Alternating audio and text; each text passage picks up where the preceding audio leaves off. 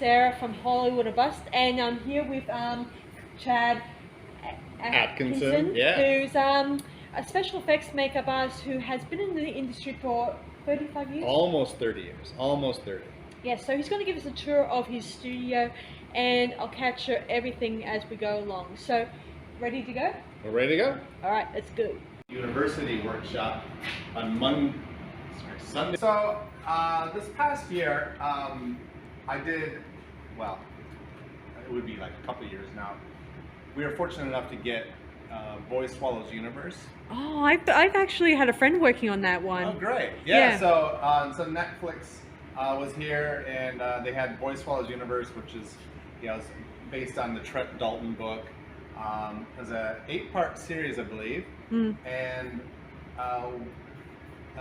my studio was hired along with my former business partner Jack Charlton, Georgina Ryland, and a few other workers here. We did some props, and then we did some prosthetics manufacturing. So what I have right here, I just have this sort of a spoiler alert, so if anyone hasn't seen it, but it's been out. So Boy Swallows Universe, there's a pretty horrific scene where young Eli gets his finger cut off. Ooh, so it's kind of it's a sort of a turning point in the story, and a major one really. But this was the prop that we used. There was a prop knife, there was a mold on that knife, so there's a soft version of it, and then this is a rigged bloody knife. So he puts pressure on to Felix's finger, Eli, and then there's an actual cut with the real knife, but it cuts off his fake finger. So it's a little magnetic trick, a little Hollywood magic. And so it was a resettable gag, so they could actually do that. I like to say 3, but they all do, I think they did up to like 17 takes, Yeah, I've been down that road myself, seeing as I said before, I worked on film projects, so I've been down that road too. Yeah, so it's one of those things where you're hoping for less, but they went for more, and they loved it, so they ended up using it. During the shoot, also they needed the main guy, Travis Fimmel, so from Vikings fame, and so he's in it. Australian actor. He was, it's more spoiler alert. Stuff happens to people in here. He gets taken apart, so to speak. So this is a version of him. So if you've ever seen Travis Fimmel, he's usually seen with a very large beard. During the time that we were going to do his life cast, we had him in the chair. We were going to do a full head cast on him, and he had the beard and everything. So we're like, oh, how are we going to work around that beard? It's usually a case where we do a life cast, and then we pour the casting up in like a molten plasticine that'll solidify, and then we trim back and clean up features. Okay. But as we're about to do the life casting, he let us know that he had a digital scan of himself somewhere, which was in South Africa. And so we stopped what we were doing and had the producers talk to other producers, and we found the scan, let him out of the chair, and then got the digital file. That file was sent here, and a digital artist named Brad Atkinson, similar to mine, he cleaned it up, so there was a digital beard that he actually re-sculpted it, and I think it was ZBrush he cleaned it up, but it doesn't matter, or Blender. Anyway, cleaned that up for us. Then he sent us the file, and then that file we sent it over to John Cox, and he 3D printed it for us. So this is a 3D print from a file from South Africa, from a conversation that was in Yatla. So it's a long sort of path to get to that. So, cool. But in the long and skinny of it was, they needed a replica of his head. Well, it didn't end up being the full head. It ended up being sort of I think it's called a coronial dissection, which is just the face. And so this isn't him. The production kept the actual face, but there was a wall of all these faces in bags. Great. So this is one. I have many molds on my shelf over there. And yeah, so this this was the prop on the set. So there was all these jars against the wall. And then the props department made this and all these really cool fancy things. I put this little bubbler on it just for effect. It looks really effective. Yeah, so it's really fun. The water gets a bit minky because there's metal in there, so I got to dump it out. But I suppose. Yeah, so that's one of the things that we did here. Currently, I'm doing a display similar to that right here behind you. So I'm doing a display of the season 6 idols, hidden immunity idols from Australia Survivor. So I'm just making these just because I got a little bit of time. They're really fun to kind of have around for discussion pieces when I do workshops and that sort of thing. So telling people that you worked on something is one thing, but actually showing the actual props. So this is the voter pen. So on the show, they would have had a pen at the very end, and they go, "We're going to vote off Sarah." So that's how they do it. They have this big, ridiculous pen. And then there's, a team of the art department that, that comes up with all the drawings and things like that. And that happened to be season 6 for us, was a job during COVID. So everything that must have been very difficult for you. Yeah, it was. We weren't sure how are we going to get going. All the productions were sort of shut down, and then this one just kind of made it through the cracks. They are already sort of started up in Cloncurry, northern, far north Queensland, and found out there was a conversation that happened, and they're looking for prop people, but we weren't really into travel, so early in the COVID sort of world. We're like, we'll stay in our bubble, you guys stay in your bubble, and then they just sent us what they wanted made, and we sent it back. It was fast and furious type of work. The designs were great, but they came in kind of, sort of last minute, because that's kind of how it was working. But it was a really fun show, and one of the contestants, George, I think if you know sort of the lore of Australian Survivor, he was one of the most notorious contestants. He got this tattooed onto his chest. So if you look up King George, I forget his last name. He's easy enough to find, but he's got a tattoo of that actual prop on his chest. So yeah, so that's just a little display thing I'm going to do for conversations and things like that. Yeah. What was it like working for KNB EFX? What was it like working for them? Well, I worked for them for 10 years. They were, look, it was one of my goals to actually work for that studio. They were very...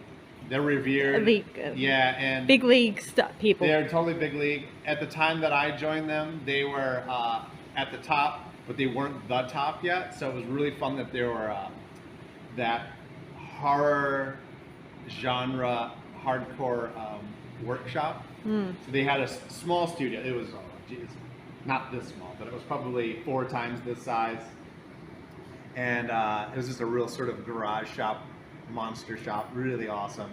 And my first job with them was from Dusk Till Dawn 2, and I think there's another one called Black Cat Run. And then it was Faculty and a few others that I started with them.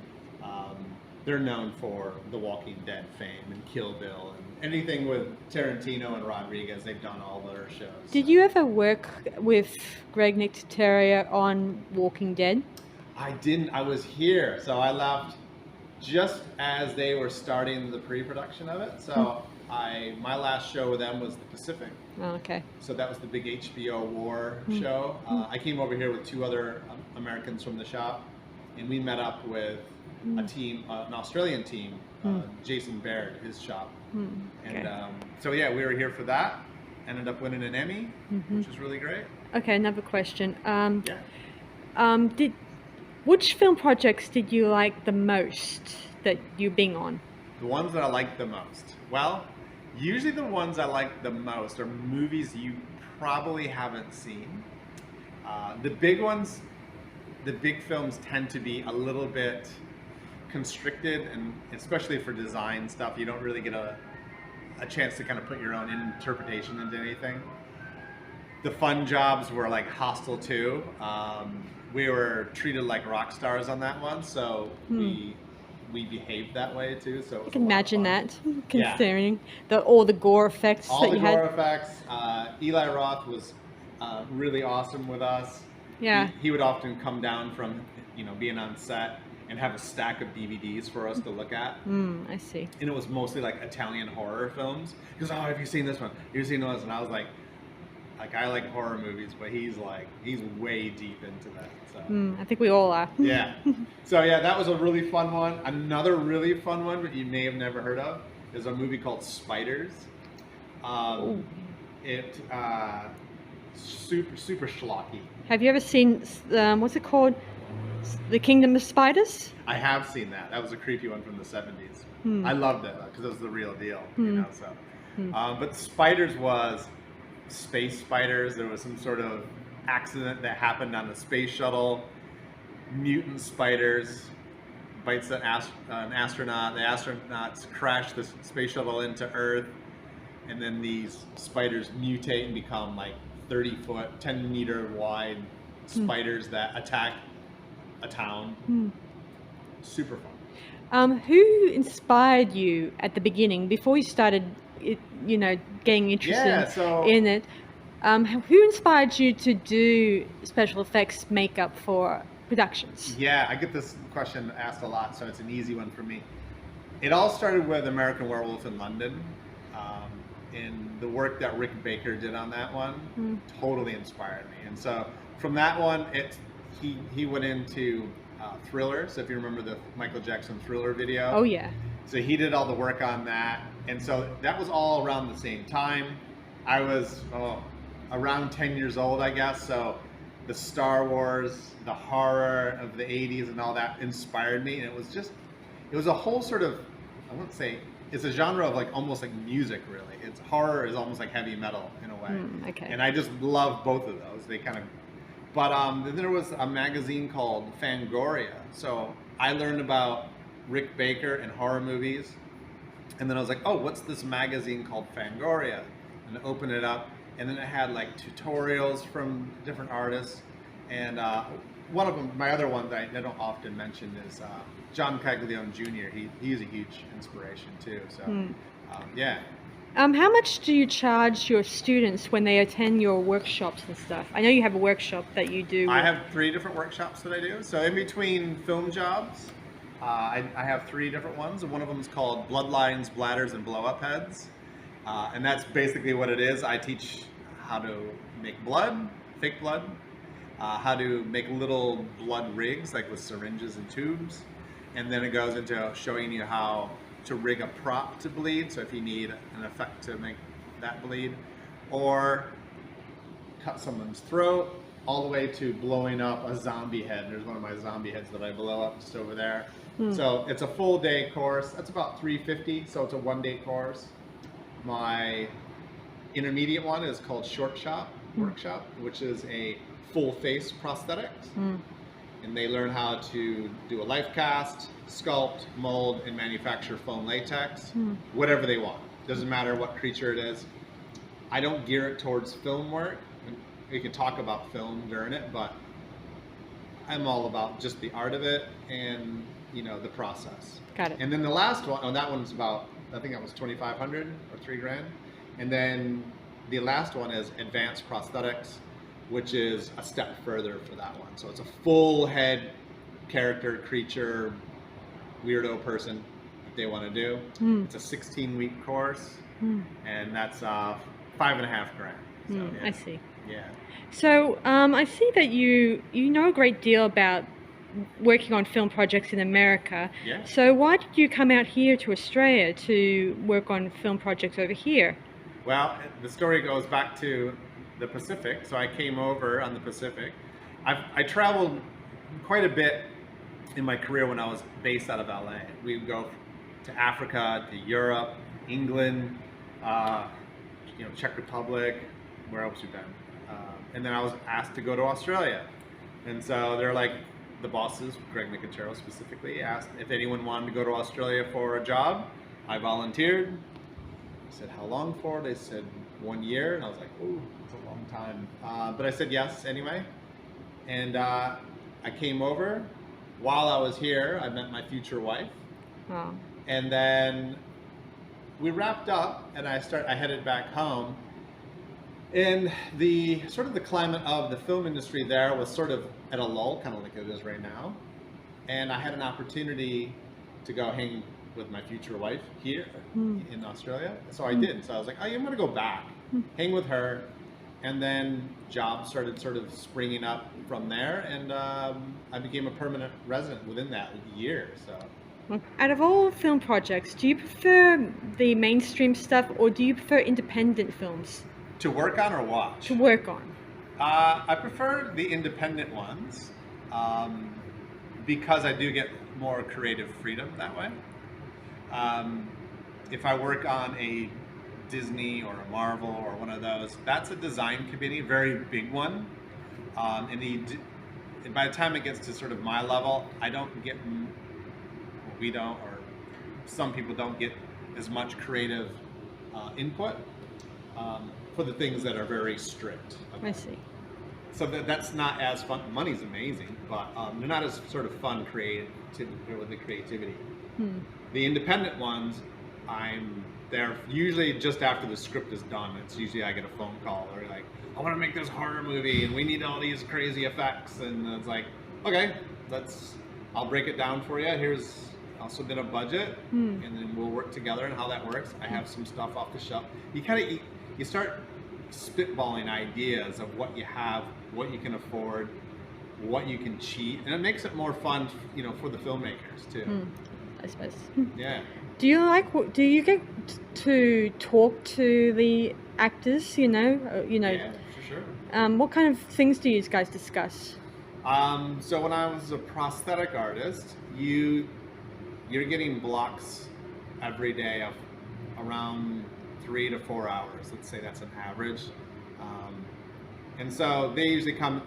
We're all in the morning, first thing up, freezing, getting to that cold chair, getting that trailer heated up, and you just start talking about your lives. Just the small talk, because you're right on top of each other. As a prosthetic artist, you're right in someone's face. You're putting glue on them. You're painting them. You're smelling each other's coffee breaths all morning. So it must be a pain when you had to use the super strong type of prosthetics on them, and they don't feel comfortable, or they feel they all go through that. I've worn the stuff for films too, like Little Nicky, so I'm really familiar what it's like to wear that stuff. And it does get uncomfortable, and it's itchy, and it's hot, and it's annoying, and it's difficult to eat food. I think I heard that comment before. Yeah, totally. Yeah, because you can't get around your lips. So yes, you do get to know the actors. Okay, that's about it from us, guys, because it's been an interesting talk with you. Thank you, Chad. I really got a lot of interesting information about what your daily life is like when you're working on film projects. So I hope you guys enjoyed this video and got a lot from it, and from Chad, obviously. So thanks for listening to this latest video, and I'll be sure to post it as soon as possible. Thanks for coming on board, Chad, for doing this video. Thank you for having me. All right, bye guys.